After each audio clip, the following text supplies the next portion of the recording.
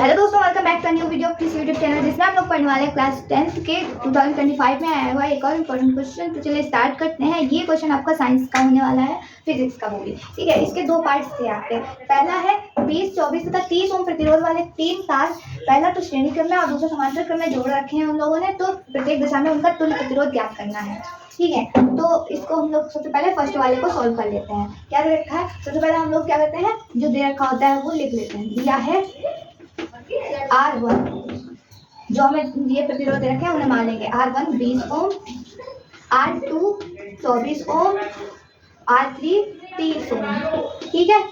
तो इसका श्रेणी क्रम में तुल्य प्रतिरोध कितना हो जाएगा, श्रेणी क्रम में तुल्य प्रतिरोध अगर इसे हम R मान लें तो क्या हो जाता है, कैपिटल R बराबर होता है R1 plus R2 plus R3, ये तो होता है। चलो जोड़ लो, 20 ओम प्लस 24 ओम प्लस 30 ओम, 30 20 50 होता है, और 20 अगर इसे रखें तो कितना हो जाएगा, 70, 70 और 4 74, यानी कि 74 ओम ही हो गया इसका तुल्य प्रतिरोध, ठीक है।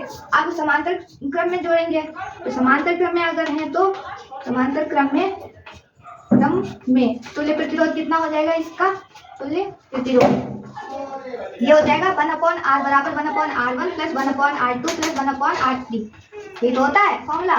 अब देखो 1/R बराबर 1/R1 यानी कि 1/20 प्लस 1/R2 मतलब R2 का मान कितना रखा है 24 प्लस 1/R3 का मान 30, ठीक। इसका एलसीएम लेंगे आएगा 240, ठीक है।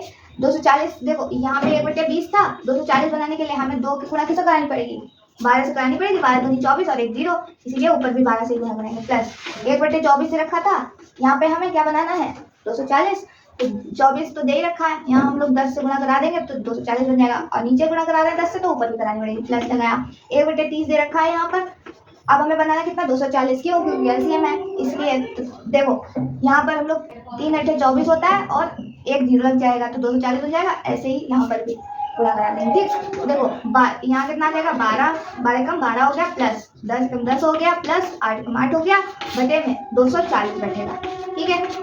अब बताओ 12 और 8 20 होगा, 20 और 10 30, बटे में 240, 0 से 0 कैंसिल, 3 कम 3, 3 24, 1/8, या फिर 8 बराबर कितना हो जाएगा 8 ओम हो जाएगा, ठीक है। तो इस तरीके से हमारा फर्स्ट पार्ट कंप्लीट हो जाता है। इसके बाद में दूसरा पार्ट दे रखा है, किसी परिपथ में 5 एम्पीयर धारा 8 सेकंड तक प्रवाहित की जाती है। इस समयांतर में परिपथ से कुल कितने इलेक्ट्रॉन गुजरते हैं। यदि परिपथ का प्रतिरोध 20 ओम हो तो ऊष्मा भी ज्ञात करनी है। तो देखो आप सबसे पहले जो दे रखा है वो लिख लेंगे, दिया है करके, ठीक है। ये 5 एम्पीयर धारा यानी कि I बराबर दे रखा है 5 एम्पीयर, ऐसे लिख सकते हैं। उसके बाद में 8 सेकंड तक, सेकंड किसका मात्रक होता है, समय का, यानी कि ये आपको दे रखा है T बराबर 8 सेकंड। उसके बाद में इस समयांतर में कुछ कितने इलेक्ट्रॉन गुजरेंगे, ठीक है, यानी कि आपको बताना है n की वैल्यू। उसके बाद में यदि परिपथ का प्रतिरोध R बराबर दे रखा है 20 ओम, ठीक, तो उत्पन्न ऊष्मा यानी कि H का मान भी बताना है।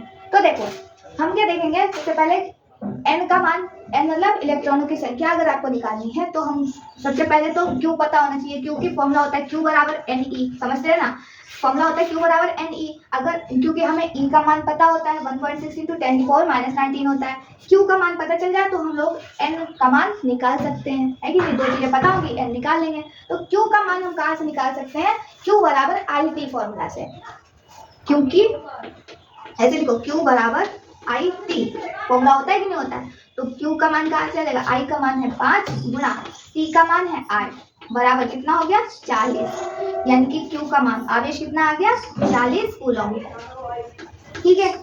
अब इस 40 कूलम के बाद में N का मान निकालो, N बराबर Q/E होता है, ठीक, क्योंकि Q बराबर Ne, हमने बताया नहीं फॉर्मूला, Q बराबर Ne है, N बराबर करेंगे यहाँ गुणा में है E, इधर आएगा तो बटे में नीचे चला जाएगा, इसलिए N बराबर Q/E लिखा हमने, ठीक है।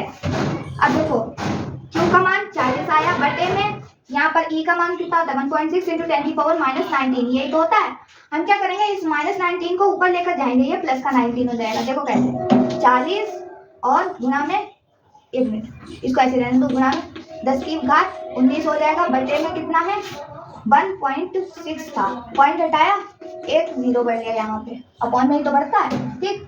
तो यहाँ का पॉइंट तो हट गया, 40/16 को हम लोग अलग सॉल्व करेंगे। ये देखो, ये 10 की घात 1 है और एक ये 19 है, तो प्लस के ये भी प्लस के ये भी, दोनों को जोड़ दिया, 10 की घात कितनी हो गई, 20 हो गई, ठीक है, बराबर।